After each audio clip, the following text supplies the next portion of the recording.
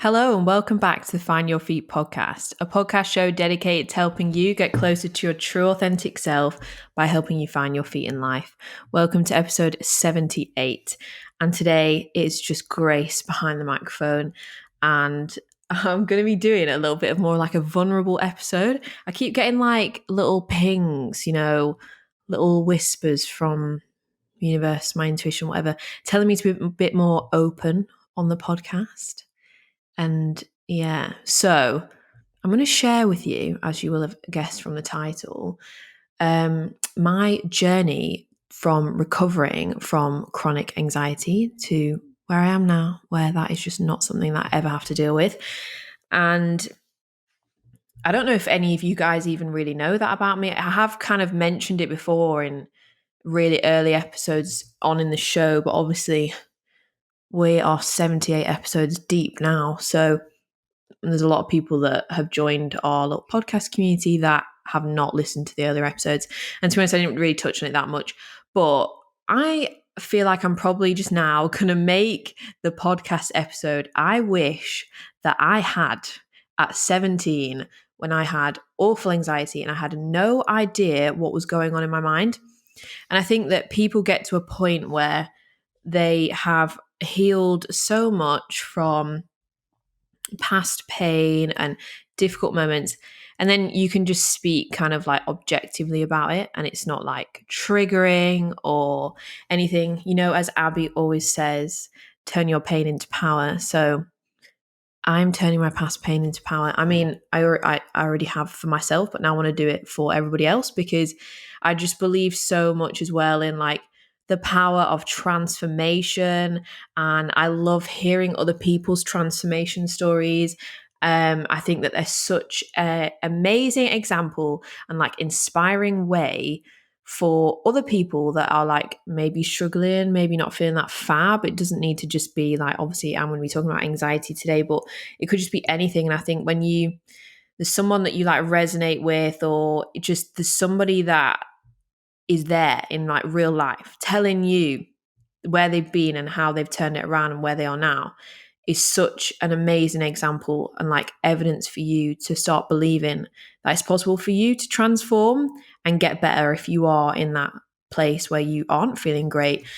As I honestly believe everybody has the potential and the ability to experience happiness every day, to feel good. I don't believe that we have to accept living with mental health issues. I'm not saying that in a stupid, naive way. Like, I completely understand why they manifest into our minds, why they're so prominent in society right now. But just because they are does not mean that we should all just accept it and that should just become normal, and that we just need to like, it is what it is. Obviously, it is normal in that it's very normal to struggle with something like with a mental health issue. I don't mean that, but as in you deserve happiness every day. You don't need to wake up and feel sad, low, anxious, depressed, whatever you are struggling with. There is another way. And I always believe that about myself as well. And that was what I dug deep and like found within me that gave me like the strength to do literally whatever I could to pull myself out of where I used to be. So yeah, that is what we're going to talk about today. I'm just going to dive right into it. So I think this is nice as well, because then I think you guys can get to know me a little bit better. Because I feel like I used to hold back a little bit in some of the earlier episodes. I guess it's just like getting comfortable, isn't it, with like talking on the internet, whereas now I just really don't care. And I just love like having such a deep connection with the people that listen to our show. Like, I am obsessed with you guys. I love the community that surrounds this podcast, and I love your vulnerability that you have with us. And yeah, so I just think this is nice. You can get to know me a little bit better. And it will hopefully help you as well. I think that when you listen to somebody speak about their struggle with mental health and like getting over it in this way as well, it just really helps you feel that you can open up to other people in your own life and feel like less stigmatized by it, because we're still working through that stigma in society. But like since lockdown's been done and I've been back out, like actually seeing people in person and seeing people that that obviously this podcast was birthed in the first lockdown. So there's been a lot of people that I've not seen in person for a long time. And then when you're actually there in person, people like telling you what they think about the show, and like and we do get this feedback on message as well, but a lot of what people have said that's been really nice to hear is that hearing me and Abby as two young girls just living life, speaking like so openly and casually about like mental health and things like that actually makes people feel so much better, as if it's normal in themselves. But I honestly I just think like I can like, and I did go into this in the episode, but I just understand so much about our brains now as well, and completely understand how we get to the point of like struggling with mental health, like what it all builds up to. But anyway, right, I'm just going to dive right in with my story. So I am 24 years old now, turning 25 in July, 14th of July. Mark it in your diaries. Tell me happy birthday on that day. So I'm 24. So when I started forming anxiety when I was like a teenager, and then it got really bad when I was like 17. That was like the peak of it, but it'd kind of been building up, I think, since I was like 15. But I had no idea what it was. No idea, because people don't talk about it in school, and like literally you don't get I don't know how far in detail they speak about things like this in school. Me and Abby are actually trying to get into schools at the minute to help teach things about mindfulness. Like we're trying to get involved. So anyway, manifest that for us. But off topic, I don't really know the extent of what they speak about mental health wise in school now. But when I was in school, there was zero talk about it. So I was having symptoms of anxiety and I had no idea what was going on. Like I genuinely used to think at certain points that I was dying, like because anxiety manifests into physical symptoms in the body, as well as obviously racing thoughts and all that stuff in the mind. I was having all these different like physical symptoms, and I like a racing heart, feeling like you can't breathe. I just genuinely thought, oh, I'm just, I'm just probably dying. Even though I wasn't. I was a perfectly healthy young lady. But that's honestly how I felt. And it was complete lack of understanding of what was going on in my own mind that made the whole experience even more scary, because I literally couldn't understand what was going on in my own mind. So yeah, it hit a peak at like 17, but it'd been building up for a couple of years. But then when I was like 17, I actually figured out what it was. And it's so funny how I actually figured it out. And that's why I kind of wanted to do this episode as well, because me explaining this could be the identification that I needed at that point, because I actually figured out that I had anxiety by somebody on YouTube talking about it. I don't know if any of you guys remember Zoella. She was like one of the OG YouTubers from back in the day. I don't actually know if she posts on YouTube anymore. I'm not really keep that up to date with her now. But back in the day, I did used to watch some of her videos, and she was talking about having like a panic attack, and she was explaining the symptoms of it and like what it was like and all this stuff. And she was talking about it in quite a casual way, and I was like, what? That's what I have. Is that what it is? It's called anxiety. Oh my God. And then from that, it was like such a breakthrough for me, because then I actually could name what was going on, because before that I just honestly didn't know. And then because I was scared of what it was, I then just didn't tell anyone, because I couldn't even really explain what it was. And like I just felt like I would sound crazy. So I just didn't say anything, which obviously makes it worse. Like you need to speak to people. But I found it hard to open up and speak to anyone, because I couldn't like kind of label what was actually happening to me. So shout out to Zoella for that video back in the day. About 7 years ago now. You helped me, sister. So yeah, that's how I figured out what it was.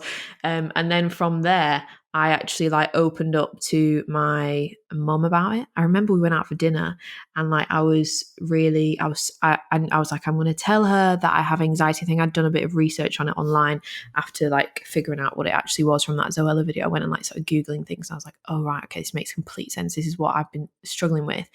And so I went out for dinner with my mom, and I remember thinking, oh, this is the night I'm going to bring it up. I'm going to tell her, like, I just need to get it off my chest. I need to tell someone, because I didn't really know how to then I knew what I had, but then I didn't know what to do next, like how to fix it. So, so I brought it up to my mum when we were out for dinner. And I remember I was absolutely pooping my pants because, like, back then it was more stigmatized than it is now. It is like we've come a long way in a short space of time in society with like being open about mental health stuff, and understanding what they are and how to help people in your family or your friends if they're suffering, and just understanding what to do and how to manage it. We've come a really long way, but back then, like, there wasn't any resources at all really about it. So I was really scared to tell my mum, because I just felt like I'd be really judged. I just felt like you felt that shame that I think a lot of people still feel now, but really don't need to.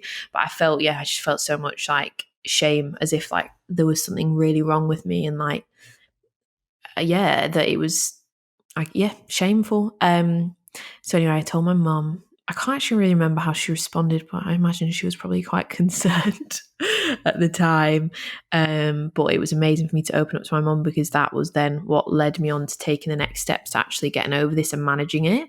The first step for me was actually figuring out what the hell was going on. Like, I would literally like have the worst panic attacks. I would have panic attacks at home, like on my own. And I genuinely feel like my throat's closing up. Also, everything, when I'm talking about this, by the way, I don't want to like trigger anybody else if they've got anxiety and like freak them out. Just sort of disclaimer, I'm not going to say anything that crazy, but like, this is quite, for some people, can probably be quite a sensitive topic. But again, I do think just talking openly about it makes it, you feel less alone. And anyway, I would just have panic attacks like a lot. And it got to the point where like my anxiety was coming like getting in the way of like my day-to-day life. So we're debilitating, I don't know if that's the right word, but like I would like just not be able to go out. Like, I just couldn't do normal life without it affecting me. Like, I remember like I used to go this is when I went and joined the college, like with Abby, that's where we met, and I used to get the bus to college, because I didn't know how to drive or anything. So I got on the bus, and I remember I used to freak out on the bus all the time, think someone's going to rob me, like all these like really irrational thoughts. I just took over, and and like there was times when like I would have anxiety attacks and then be so freaked out that I was having an anxiety attack in public, like a panic attack, that then I would then freak out that people were going to know I was freaking out, and then I'd freak out even more. And there'd be times when it would make my temperature in my body go so hot, because like your heart races, you can't breathe. My temperature would go so high because I was panicked. And there was times when I've been like in public, and this sounds like mental, but honestly, it looked like someone chucked a bucket of water all over me. Like, I was dripping, like I'd just done 3 hours of CrossFit training or something. I was dripping in sweat. It was so bizarre. Like, it was just coming all over my face, like down my chest. And I was like just frozen there, because then I was like freaking out even more that I was having such like an obvious physical response to something, like to the anxiety attack, and it just made it worse. So that was fun. So like, that was like the extent of them. Like, they weren't enjoyable, but we got through it, and I never ever have anything like that now. But the thing with like mental health and stuff like this is, at the time when I realized what I had, like, and I was saying when I went to tell my mum, and like I felt really worried about it, because I felt kind of shameful to say that this is what I had, like, and that I was struggling and that wasn't okay. And there's such a thing in society where people are like, what's wrong with you? Oh, right, you've got anxiety, label you as anxious. Oh, you've got depression, like label you as depressed. Label you as having OCD, intrusive thoughts. Label you as, all these different things. There's so many different things. Like, you get labeled with what is wrong with you, and I'm doing air quotation marks right now if you are not watching on YouTube. You get labeled as what's wrong with you, whereas actually, and this is why I love to learn about the brain and how our mind works, because once you understand how your mind is like functioning, and the primary functions of your brain, all these different layers of your mind, and how like we respond to stress and trauma and emotions and all these things, you start to realize that your brain was literally just trying to protect you, and that's why it's manifested into this mental illness, like a mental health issue, why it's manifested into anxiety or depression. It's all a natural response to what has happened to you, not what is wrong with you. So I'm reading a book at the minute called What Happened to You by Oprah and Dr. Perry, I think he's called. And it's all about, obviously, what happened to you. So it's about approaching people struggling with their mental health, like yourself struggling with mental health, anything, as taking in consideration what have you gone through in your life, because that is what's impacted you to have the potential problem you have right now. And it's not so much that you are just have that problem and you're labeled with it and you're stuck with it. It's more about understanding what's happened to you so you can understand why your brain is doing what it is and work with your brain to move out of it and heal and get over it. And like with my anxiety, like I felt shame for the fact I had anxiety, but now as I've older and I can look back, the reason why I had it was it was a manifestation of an illness in my mind as a result of lots of change, not positive change, a lot of just emotional distraught, like just not great things happening in my younger life. And that is not that's not my fault. Like that's nothing to do with me that happened to me, that certain things went on in my life that aren't, the white picket fence, lovely, whatever, I don't know, American movie life that people, I'll say want? No, do they want it? I don't know. There's life happens. Things happen. Things were going on in my life, in my own family, all these things, and it impacted me. Obviously, this is what happens. Things happen, and you obviously take on the emotions of it. Like life happens, and when you're that young, you haven't really got the tools to like deal with it. So all the emotion gets kind of like stuck in your body, and you can't process it properly in your mind. Like it's just like your body is in constant like adrenal stress response to things because life is not going as you thought it was going to go, or it's just disrupted because there's things going on that are upsetting. And this happens to a lot of people. How many people actually go through their life without having some sort of hardship or something like difficult going on that they have to deal with? Like we all have something, like we're not all wrapped in cotton wool. I mean, some people are, and that's great, but we're not all like that. Like, and I think that a lot of people as well assume that for something that's like whatever's happened to you, that for it to warrant you forming a mental health issue, that it needs to have been traumatic with a capital T. Like it needs to have been like you were in the war or something like that, like something really extreme, when it's not. And the more I learn about the mind and like how our minds are as children, all this stuff, the more I understand how easily it is to get mental health symptoms, issues, as a result of just life experiences. And so my anxiety was just a result of disruption in my life over the last few years prior to it. And then it just peaked. And, like we trap emotions in the body, and your body's always trying to regulate itself. And I was just living in like fight or flight all the time. And obviously then the anxiety like perpetuates that. I think we need to, like, I'm loving this book that I'm reading, and I really like the way they've worded the title, because I'm like, that is what you should be considering. Have compassion for other people. Like, it's not about what's wrong with that person. It's like what's happened to that person that's made them be like this. Like, understand them more.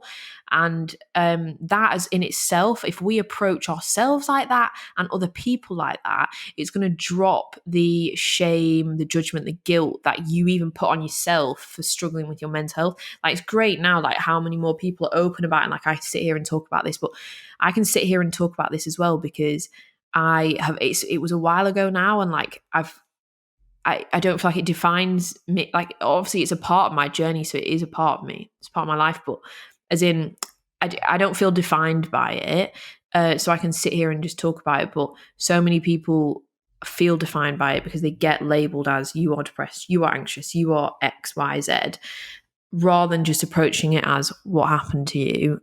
And then that has resulted in this, and then let's move through it that way. So yeah, I think we should all just approach mental health within ourselves and everybody else in our lives and people we meet. You should just approach people with more compassion.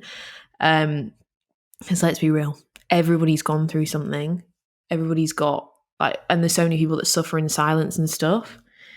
Like you're like naive to think that people are always like 100% okay. But anyway, I am pretty okay now though, guys. I'm not gonna lie. Most of the time, 100% okay. And that is because I had that time where I felt so low, so down. My mind was taking over me. You feel like you're at war with your mind when you're in that situation. Like you can't get hold of it. And now I have learned how to manage it, which I'll share with you now, some of how I got over it. Because some of these tips might be able to help you guys if you are struggling as well. And now, honestly, I never get anxiety like that. I'd never get panic attacks.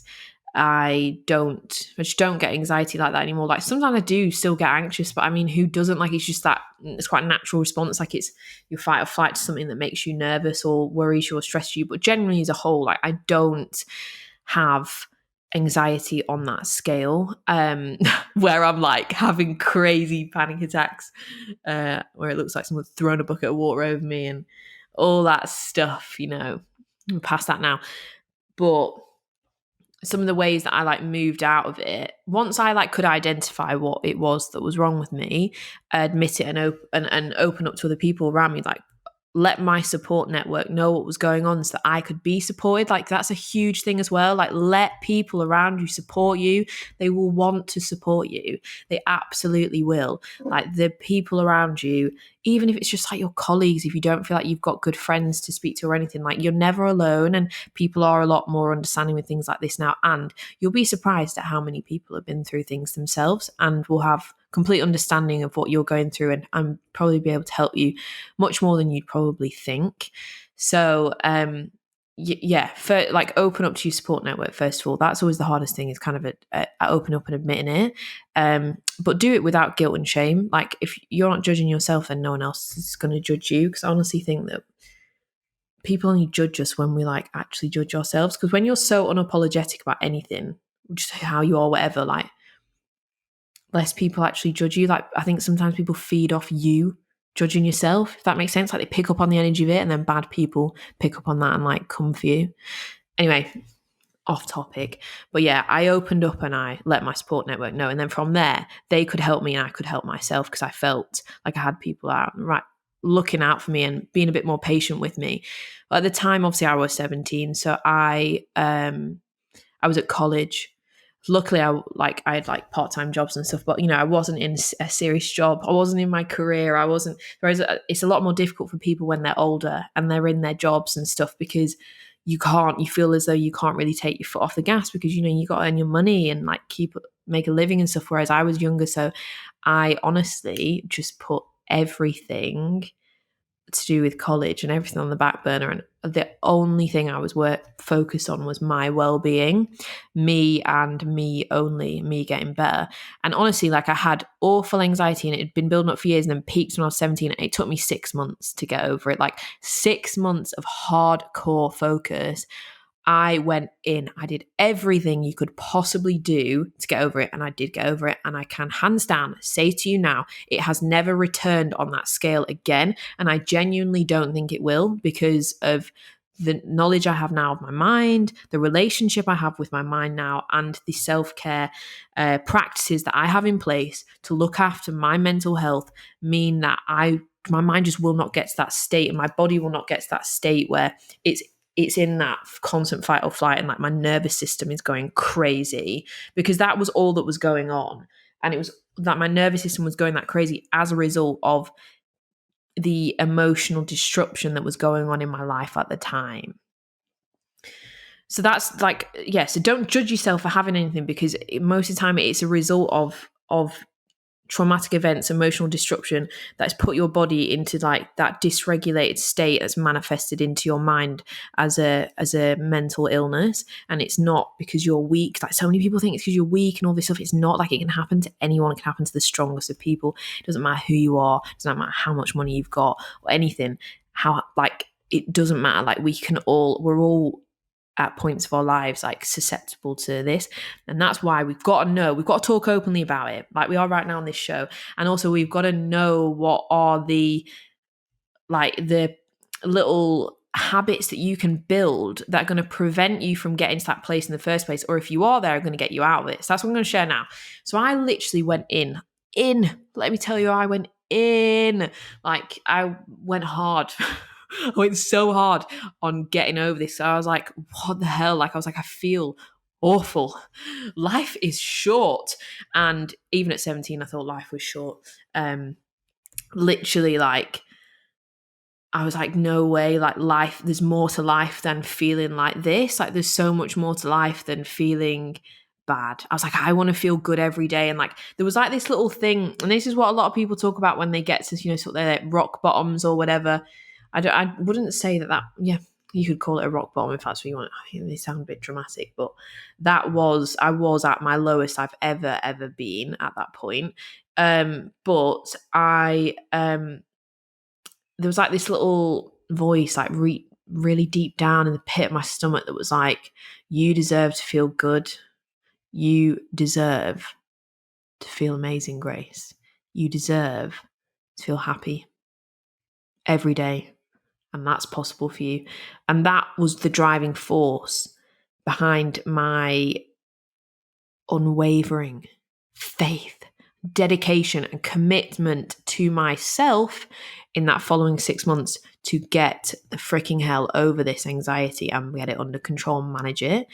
And that is the same belief I hold now for you, for me, for every person in this world, everyone listening to the podcast right now. Like, I genuinely believe it's possible to feel good every single day and for happiness to be your baseline that you exist on, and that you deserve that, and it's possible, and you are literally like worthy of it.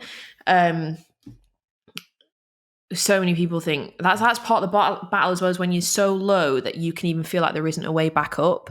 But I had that little voice in me that was like, no, there is another way. There's another way. And that was my driving force behind what I want to do. And that is my driving force behind everything that I do in my life now.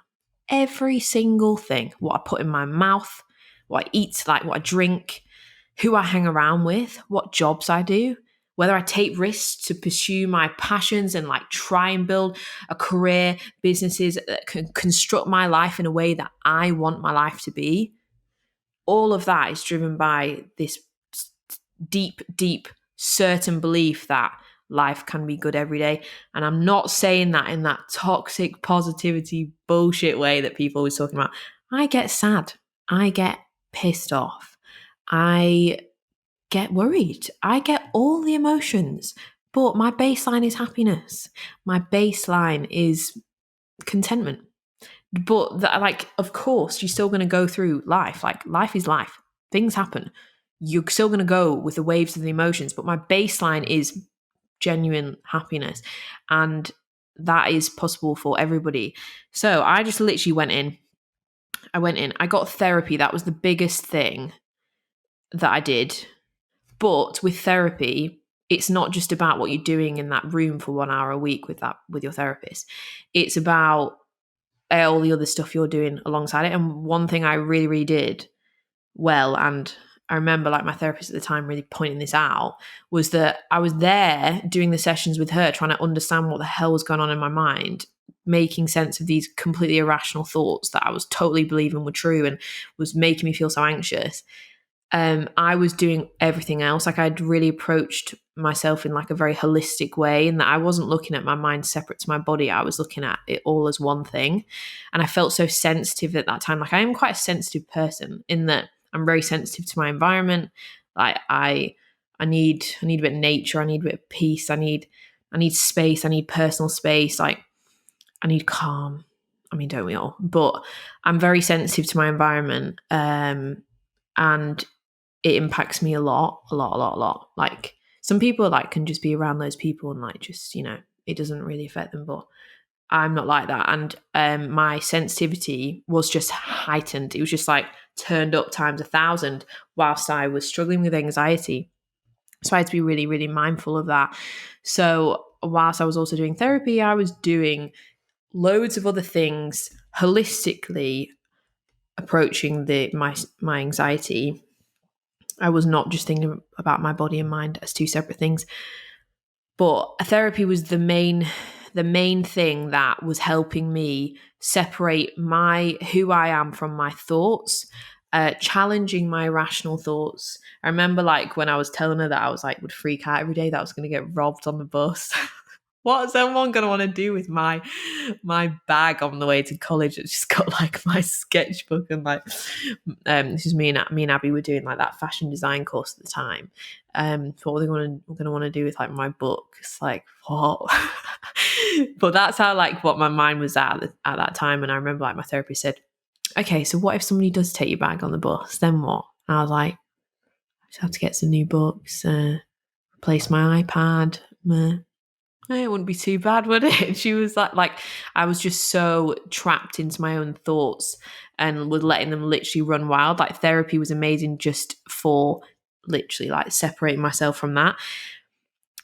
But if you guys are struggling with your mental health and you want to go to therapy, I am very, very, very proud that I can right now direct you off to a resource to get therapy yourself. Because I remember when I was 17, I was like, my mum found that therapist for me. Like she sorted that out. This is what I mean. That's why you need to get your support network involved because people can really help you, especially when you don't even know where to turn to.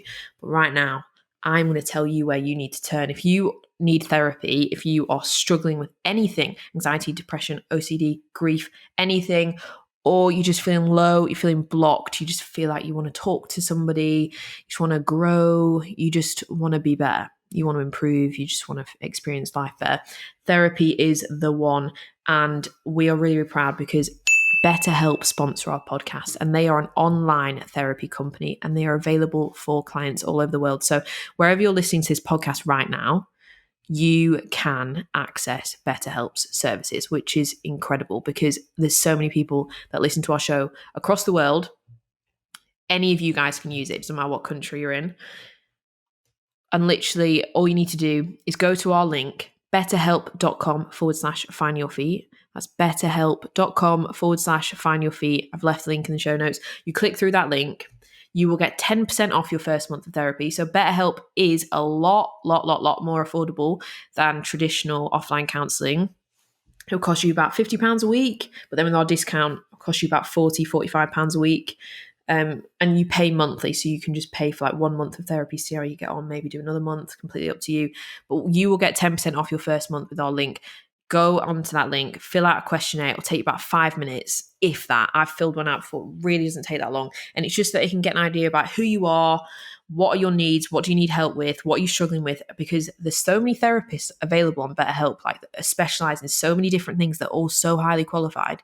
There's somebody on there that will literally be perfect to help you with your problems. So where I had anxiety at that point, I would want to be matched with somebody who knows all about anxiety and focuses on that. If I was struggling with grief, I would want to be matched with somebody who focuses on grief and is more experienced in that area. So that's why you fill out the questionnaire, and then it only takes 2 days for you to get your first appointment. 2 days and they'll match you up with a therapist and you can get chatting and you can start setting up your appointments. And however you want to communicate with your therapist, whether that's on text, like on a chat box, or if you want to do video calls or phone calls, whatever you're more comfortable with, that's how they'll work with you. But it's all done from home. It's all done online. So an app on your phone or on a computer, whatever you've got, and you literally can just be in your room and get therapy. And that was the thing as well. Like I remember at that time, I didn't want to tell anyone that I was going to therapy because like none of my mates were going to therapy, like nobody that I knew. It still seemed really stigmatized, where now I'm older, like I just don't really care about stuff like that. But I also think therapy is being a lot spoken about a lot more in a mainstream way, which is really, really good. But I remember I would travel and go to my like therapy sessions once a week. And I remember I used to not want to tell people and whereas so BetterHelp's good as well because you literally just do it at home. Like you don't need to explain yourself to anyone. Like, no one needs to know what you're doing. Not that you should feel shame around it, but I'm not stupid in thinking that I know that some people do feel that way. So you can just be quite private about what you're doing and just do it at home. So yeah, BetterHelp. Get yourself over there if you need therapy, because that was the huge thing that helped me. So you know where to go. BetterHelp.com/finding your feet. But the other things that I was doing alongside therapy was, where I was saying that I felt incredibly sensitive, I was just really, really, really watching what I ate and drank and everything. Like, I was so sensitive to coffee, alcohol. Oops, 17, shouldn't have been drinking alcohol. I mean, I didn't drink much alcohol, but you know how it is when you're that age, going to parties and maybe sneaking out in your local town with someone else's ID for a cheeky night out, all that stuff. I literally, like, I would have one sip of alcohol and it tipped me over the edge. Like, my anxiety would go to a whole new roof. Like, I just couldn't have anything. I couldn't have coffee. I don't even think I had tea, because tea has a little bit of caffeine in it. I just had green tea and that was it. And water. Like, I stopped having fizzy drinks. Like, I was so, even chocolate, and I love chocolate, but chocolate was tipping me over the edge. Like, the sugar in all the food, processed food, was making, I was like so sensitive as it is. It was like my body was just like, like literally like just beyond sensitive to everything at that point.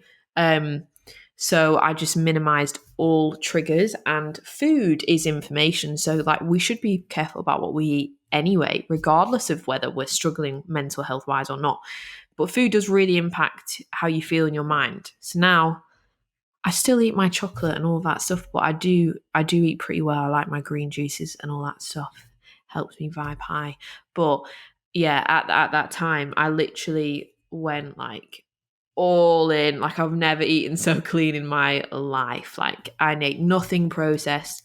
And I'm not saying that you need to go this far to get over anxiety if you're struggling with it. Like, this is the thing, like, everybody's journey is different. This is what worked for me, and I want to share that with you now. But you might find other things that work for you, and this is where you need to figure out what works for you. But keep a very open mind and try lots of things, and don't give up straight away if things don't work. Like, don't give up after one therapy session if you don't feel any different. Like, don't give up after one meditation if you don't feel any different. You have to be consistent with these things to see results.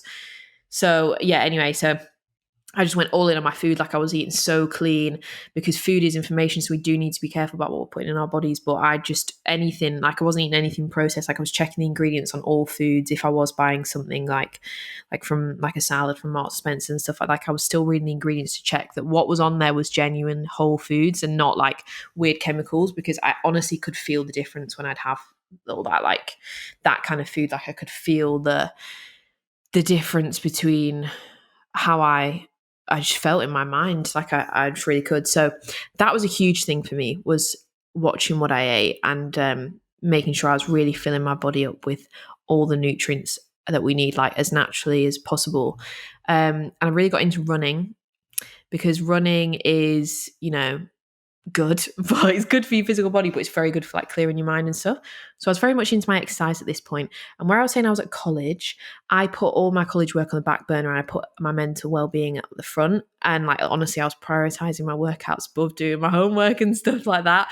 And I could get away with that at that point. And that's the thing, like, I'm very aware that a lot of the people listening to this probably have jobs and stuff. If you are in that position, and that won't be an option for you to just sit back and not really do much work, because you've got to keep your job, you've got to earn your money. And I'm very mindful of that. I'm very aware of that. But I do think there is ways that you can construct your routine and prioritize you and show up for yourself so that you can get these things done. But yeah, I was literally putting, like, exercise above my schoolwork and everything. Like, I do work out over finishing my homework. Like, even if it was due the next day and I was going to get in trouble, like, I just was like, no, I was like, I felt so bad. I was like, I don't care. The only thing, it was like survival instinct kicks in as well. Like, the only thing that was important to me in that time was getting better. So I literally I just did, like, random workouts, nothing specific, and running. So consistent exercise, eating really clean, no caffeine, alcohol, anything like that. Just water and green tea. And I think I started meditating then. Do you know, I find it really hard to remember when I first started meditating because I've been doing it for so long now. But I think it's probably around then that I started to practice mindfulness. And this is a huge thing for preventative care from struggling with your mental health, but also when you actually are struggling with it, like dealing with it at that time. And I know that actually meditation can be quite scary because I remember those points when I was like on my own and like I had to ring up my mum and get to come and get me because I was at my dad's house and he was out and I was on my own. I was like, I felt like I couldn't be alone with my own thoughts. And luckily I had that support network around me to dive in and help me. But that's why I can get why meditation would feel really daunting if you're in that place because you're essentially being alone with your thoughts. So build it up slowly, do guided meditations. So you're not literally sat there like with your own thoughts. I know that people can be scared of their own thoughts, but this is the thing where you have to bridge that gap back over where it's not your mind versus you. It's not your thoughts versus you. You aren't your thoughts. It's you're the observer, and it's getting to that point of consciousness where you recognize that and you don't have to hook in. Because what I was doing, why I then in my body response was pure anxiety all the time, like horrific panic attacks, was because I was believing every thought that I had because I didn't understand that I wasn't my thoughts, and I was believing all these irrational thoughts and then letting my body have a response to them as if a lion was chasing me all the time, non-stop. My body was just like so burnt out, like adrenal fatigue, and just living in fight or flight. So meditation is the one. And I didn't do this at the time because I was not aware of what it is, but this is now a practice that I do every single day, which is breath work. And I know that a lot of you guys do it. Shout out Breathe with James. We all use him, which I love how many of the people in our community do Breathe with James. But breath work is so good because you are giving your body a chance to regulate, to literally get back to baseline, to regulate, to get back to calm. And just in our world anyway, like we're always out, we're working, we're doing all these things. Like it's very easy to get stressed and your body have stress response things, even things that are like exciting, you're excited about going out somewhere or whatever, like that's still an adrenal rush, like adrenaline rush through your body. It still puts your nervous system out into that more hyper aware state, regardless of if it's a positive like rush of excitement rather than like nerves and worrying. It's still like the same kind of response in the body. The emotion is just slightly different. So breathwork lets you regulate your body and bring you back down to the baseline of calm and put your nervous system back into that peaceful, calm state. So I didn't do this at the time because I wasn't aware of what it was, but this is now something I do every day. And honestly, life changer. And we store so much emotion in our body and like past experiences in our body. And then that's why they manifest out into mental health issues or physical illnesses and all this stuff. Like breath work, because you're constantly giving yourself an opportunity to regulate, it literally like think about like dusting. Like it gives you chance to clear out what is in there, like clear out things that have stored in from your mind and your body. Like a really good example that people say when they're trying to explain breath work is when like a deer runs out into the road and like there's a car and it's there, deer in headlights, and then it runs off like because it thinks it's going to die, so it runs off into the woods and hides. Once it gets to a safe space where it feels like it's safe and the car isn't there and like there's no one around to attack it, the deer then shakes like crazy, like literally shaking. And it's so that it's releasing all of that that energy that's just been built up from that adrenaline rush. And all animals do this, but humans, we don't do this. However, we have a lot of things that we respond to in our day-to-day lives in that same way of that like fight or flight response. But we don't go into a room after where we can be calm and then like start shaking like crazy to release the energy. We never release the energy, and that's what gets trapped in our body and manifests into mental health problems, physical illnesses, all this stuff. So breathwork gives you an opportunity to basically clear out that energy that you're never giving yourself an opportunity to clear out, because that's just not really how like we function in life, and where we're always like go go go go go. Breathwork just gives you the chance to just stop 10 minutes, 20 minutes, however long, and just get that shit out of your body, just clear your channel. So not only does breathwork like really help my mind, it really helps clear things out of my body. I just feel lighter and better. It's just good. So I really recommend that. I'm trying to think if there's anything else that I did, but that was pretty much it. I just approached it with a very mind-body connection approach, holistic approach. Like, I wasn't just looking at what was going on in my brain in therapy. Like, I was looking at what was going on in my body as well, and was thinking about what I was putting in my body and how I was treating it. So I was doing the whole thing. And I just literally I don't think I really went out much. I didn't do much socializing during that 6 months. I just focused on me. I did gratitude as well. Yeah, obviously journaling, and focused on like 3 things that I was grateful for every day. To like direct my mind towards more positive thoughts, like building those neural pathways to be more positive, rather than like we're at the point, like, because I'd had so many like perpetually anxious thoughts. A lot of my neural pathways in the brain had formed to be anxious thought pathways, like of just constant, like nonstop anxious thoughts. So I was actively practicing gratitude to create new positive neural pathways in my brain. But that is pretty much what I did. But I just went in on that for 6 months, and then I came out and all good. And like, even Abby will say this, like her first memory of me, which is really funny, as I don't remember this, but obviously this is her first memory of meeting me. She found me crying in the toilet at college. I think I was like, when I first started out, I was gonna say I'm a mess. I was a mess, but I wasn't a mess. I was just struggling at that point in my life. But like, I was just really not okay. But so obviously I was crying in the toilet. I have no idea what, I can't remember what about, and she remembers thinking, who's this girl? Why is she crying? So that's who I was when she first met me. And then by the end of like our college course, I was very different. I wasn't like that. And I was back to like who I truly am at my core, which is like that baseline of happiness and feeling good and enjoying life and not being like an anxious wreck. So yeah, that's where I got to in the end. And now, obviously, that's 7 years later, 8 years later now. I just don't ever have problems like that anymore. Like, it never went away. And I know as well, some people get like prescription medication and stuff to help with things, like with anxiety and stuff. I didn't do that just because I just didn't. I don't even think it was offered to me, but I just went down the route of just therapy. Let's address what's in the mind. Let's make sense of it, and also let's have a look at what's I'm putting in my body, and like, let's treat it right. Let's treat it like the temple that it is. And that's what got me out of it. But I mean, everybody's different. You do what you need to do, but that is my story. I hope this has like been helpful and like helps you maybe understand yourself more.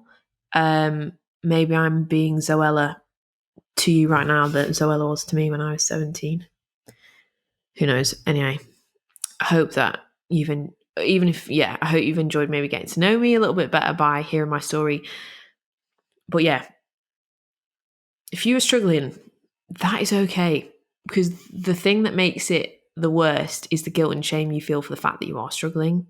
Just remember, it's not about what's wrong with you, it's thinking about what's happened to you, and just completely understand that your brain is honestly having a response to what's happened to you because of how your brain is meant to be. It's not that there's anything wrong with you, and that there is ways out of it. Like, there's ways to manage yourself out of this. And I'm like living proof of that. And there's so many other people that are living proof of it. And there's probably loads of people in your life that have maybe had their own transformations, but again, like, don't want to talk about it or anything. And it's just very possible to transform. And I just want everyone to know that, and to know that you deserve to feel amazing every day, and that it's possible for you. It's so possible. I'm telling you right now that it's possible. It is very possible. There's so many things that you can do to improve and make yourself feel better, and you do not need to feel low forever. But yeah, thank you very much for joining me in this episode. Let me know what you thought about it. I'll see you guys in the next one.